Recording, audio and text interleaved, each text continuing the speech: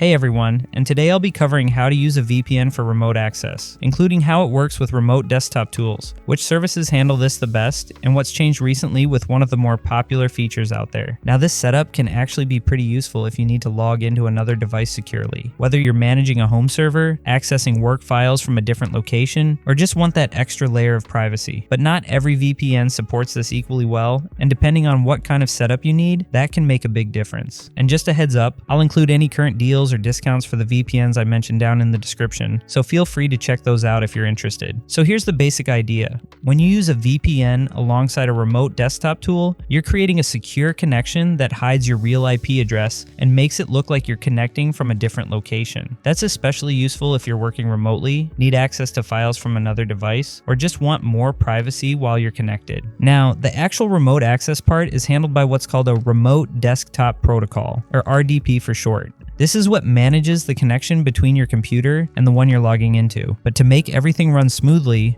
especially when you're using a VPN, you'll typically want something called a Remote Access Manager. This helps bridge the VPN and remote desktop connection together in a way that's both stable and secure. So in most cases, your VPN will handle the encryption and location masking, and your RDP or remote tool will take care of the interface and access. But not every VPN supports this out of the box, which brings us to how each service handles it differently. Now, NordVPN is one of the few VPNs with a built-in solution for remote access called MeshNet, and the idea behind MeshNet is actually pretty cool. It lets you link multiple devices together through Nord's encrypted network, so you could route traffic between them securely without needing any third-party software. Recently, it had seemed that MeshNet was being phased out by Nord, but after many users expressed their strong opposition to its removal, they decided to keep it after all. So MeshNet is here to stay and is a great tool for remote access.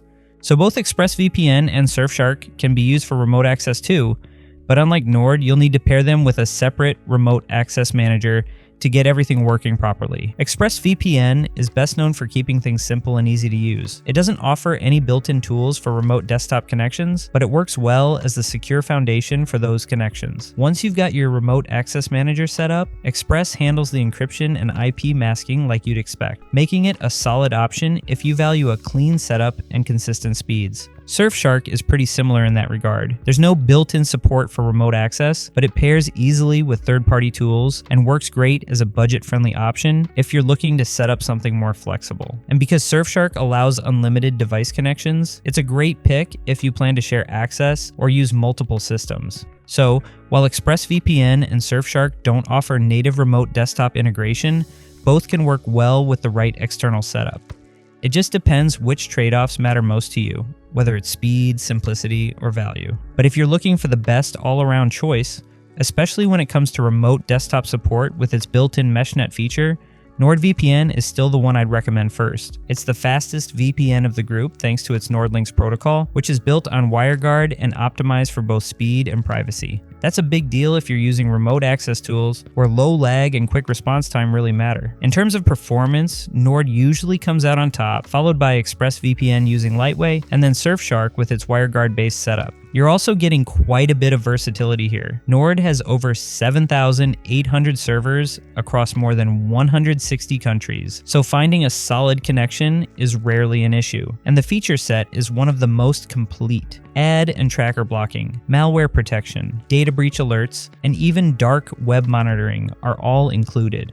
Each subscription lets you connect up to 10 devices, and overall, it's just a strong mix of speed, security, and features. It's also priced competitively when compared to other similar VPNs. Now, if what you're after is simplicity, ExpressVPN is going to be your best bet. Everything about it is designed to be straightforward, from the clean app interface to how reliably it handles streaming and secure connections. In fact, out of all the VPNs I've tested, Express is the one I personally go back to most often, just because it's so reliable. It uses its own lightweight protocol, which is lightweight, quick to connect, and performs really well, especially for streaming or working across multiple locations. And even though it doesn't have the most advanced feature set, what it does have works really consistently. You're getting access to over 3,000 servers in more than 100 countries, support for up to 10 devices on the basic plan, and solid security tools like ad blocking, tracker blocking, and a built-in password manager. It's also fully compatible with streaming, torrenting, and pretty much anything else you'd want to do online. So if you want something that just works and you don't want to spend time tweaking settings or troubleshooting, ExpressVPN is a great way to go. And then if you're looking for the best value, Surfshark is the one to beat. What makes Surfshark stand out is that even though it's usually the lowest priced option, you're still getting a full cybersecurity suite with things like antivirus, identity protection, ad blocking, and breach alerts, all built into the higher tier plans. What's especially nice is that even with all that included, the price often ends up being about the same as NordVPN's standard plan. So if you're trying to keep costs down, it's a really solid pick. You're also not limited by device count here. A single subscription lets you connect virtually unlimited devices, which is a huge plus if you've got a lot of gadgets or want to share access with family or friends. They've got over 3,200 servers across 100 countries, and while the speeds aren't quite on Nord's level, they're still competitive, and the privacy and security tools hold up well. So for budget-conscious users who still want strong protection and flexibility, Surfshark really delivers a lot for the price. Speaking of cost, if you're only planning to use a VPN for a short period, say less than a month, then going with a monthly plan can make sense. But for anything longer than that, I'd recommend choosing one of the longer term plans. The reason is pretty simple. The monthly plans are usually the most expensive on a per month basis. So if you plan to keep using the service, switching to a 1 or 2 year plan can save you quite a bit over time. All three VPNs, NordVPN, ExpressVPN, and Surfshark, offer a 30-day money-back guarantee. So even if you're still on the fence, you've got a full month to test everything out and see which one fits your needs best. And just a reminder, I've included links down in the description to the best pricing I could find, including any current coupons or discounts. So feel free to check those out if you're interested in getting the best deal possible. So hopefully you found this breakdown helpful, especially if you've been looking for a reliable way to set up secure remote access with a VPN.